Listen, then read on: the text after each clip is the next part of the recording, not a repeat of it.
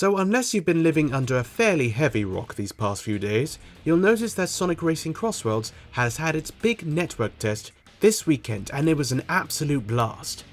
I mean, I got absolutely decimated multiple times. I won once, which was good.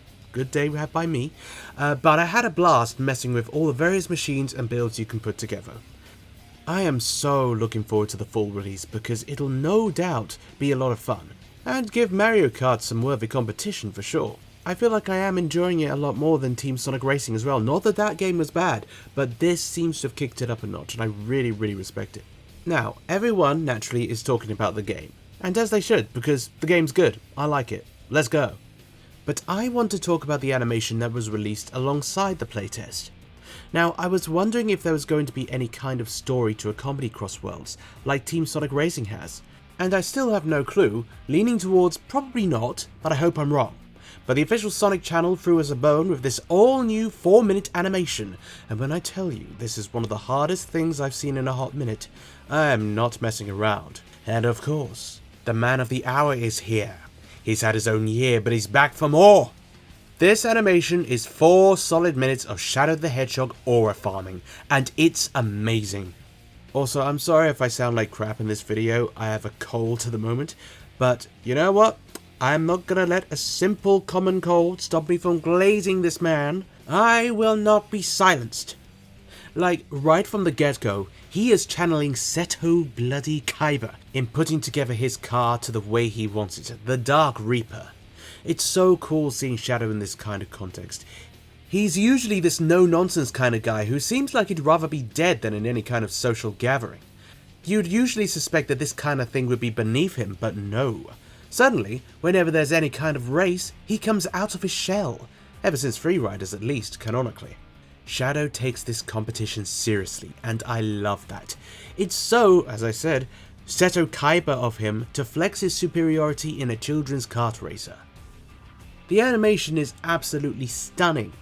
It was done by Studio GigX, who previously worked on Shadow Generation's Dark Beginnings, and I adore this 2D, 3D hybrid style that looks straight out of a comic book in all of its stylings and shadings. It looks such a properly high-budget anime, like this is Studio Trigger levels of holy hell, this is class! The backgrounds are so detailed and they look beautiful in this stylistic lighting, and the characters just look phenomenal. I love it so much. I really want a full-length Sonic anime in this style. It would be so amazing. I admire the creative choice to focus on Shadow as well. It would have been an easy and expected one to focus on Sonic for, and have him be the focal point of a typical win. But I love that we're focusing on Shadow because it gives a whole new feel to it. We get to feel his rhythm, his own attitude when it comes to racing, and he just radiates calmness and control. Throughout the whole thing, Shadow is just full of focus. He personifies focus. It's actually insane. I mean, he's arguably had the most experience with vehicles out of most of the Sonic cast, with Eggman being the key exception, the Babylon Rogues as well, but it shouldn't be a surprise that Shadow is so good with them, given his work with Gun. But to actually see him behind the wheel, avoiding every trap, overcoming every obstacle, and becoming the Grim Reaper to some of his fellow racers was genuinely cathartic to watch. I will say, I do feel bad for any fan of the Babylon Rogues here. It's their first proper appearance in over a decade, and in one of the biggest pieces of media released, and they get absolutely trounced with relative ease by one pissed off black hedgehog. I guess Shadow never got over Jet mocking him behind his back, huh? But he did avenge Tails and Amy, so, you know, there's that. Shadow doesn't go out of his way to attack anyone who he's vaguely allied with in some way. Except Sonic. It's always Sonic. With lap 1 complete, we head to Chun Nan from Sonic Unleashed, and we have a new set piece.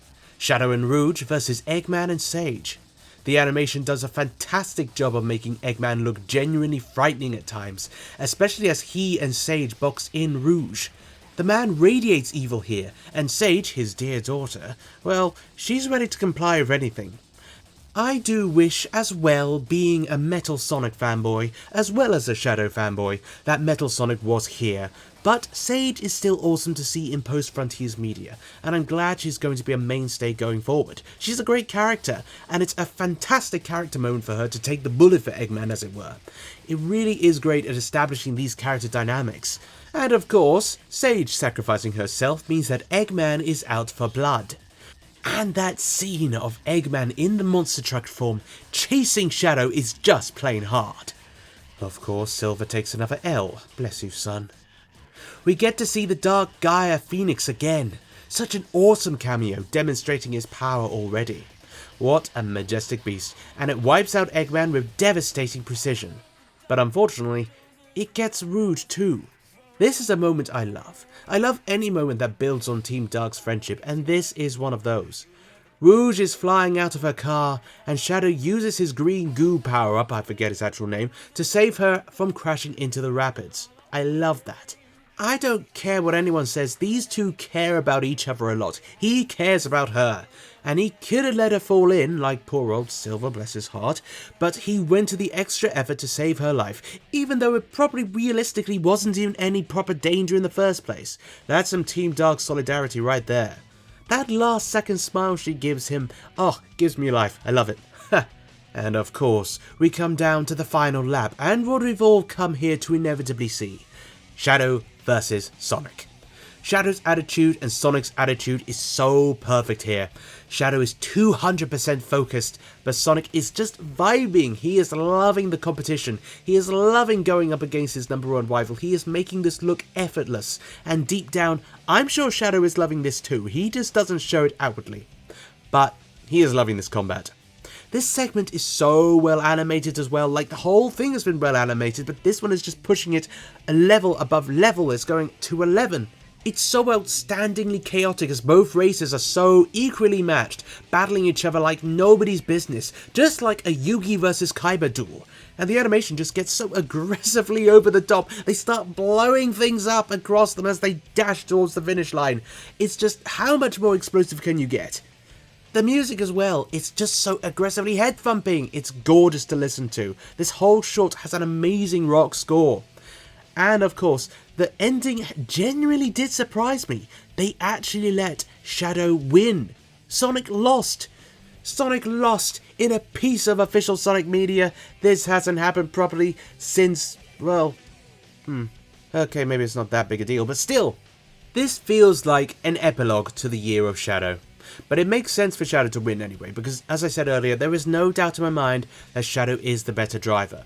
Sonic is incredibly impressive, but he does it for a hobby. Shadow has done it for a job.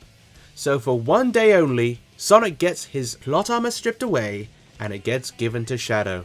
So yes, this whole short was just peak Shadow in a whole manner of ways. From showing off his skills to reasserting his character dynamics with characters like Rouge and Sonic. It was amazing to see, and none of them needed to say a single word. Just pure adrenaline and action. Though don't get me wrong, I can certainly see how some folks may be getting a little burnt out of the Shadow focus over the past couple of years. Personally, I'm grateful for it. After so long of having his character just being royally ignored and screwed with across the 2010s, this is all a breath of fresh air, and I'm just so glad he's getting this renaissance, in a way. I mean, my god, I don't want to dwell on it too much, but the 2010s was a legitimately dark time to be a Shadow fanboy. You get this, Sonic, in Generations here, and your loyalty to your pathetic friends makes you weak in Boom there, and I'm just like, oh man, it's so nice to have some respect being given to my boy. However, that isn't to say I would be complaining about a year of Silver in the future, because my lord, that poor guy needs some wins. Please, I beg of you, give Silver a win, Sega. He arguably deserves it more than anyone in the cast at this point. I'm so looking forward to seeing the full game of Crossworlds come out, and we can have a full look over at Shadow's rival interactions, as there's still way more to come out, I'm sure. I can't wait to play more, as this has been one hell of a fun weekend, and Crossworlds is sure to be a stellar game to play with friends, or get mad at strangers online with, or get mad at friends online with. We get equally mad here. But from what I've seen and played of the beta, it's looking superb. and I'm enjoying how Shadow and most of the cast seem to have been characterized this time around. Sure, I have a few notes on a few characters, like say, Amy, but that's maybe a story for another day when the full game comes out. We cannot judge properly until then. We can only give constructive feedback. But for now, consider me impressed by all things Crossworlds so far. Roll on the 25th of September. And until next time, see ya!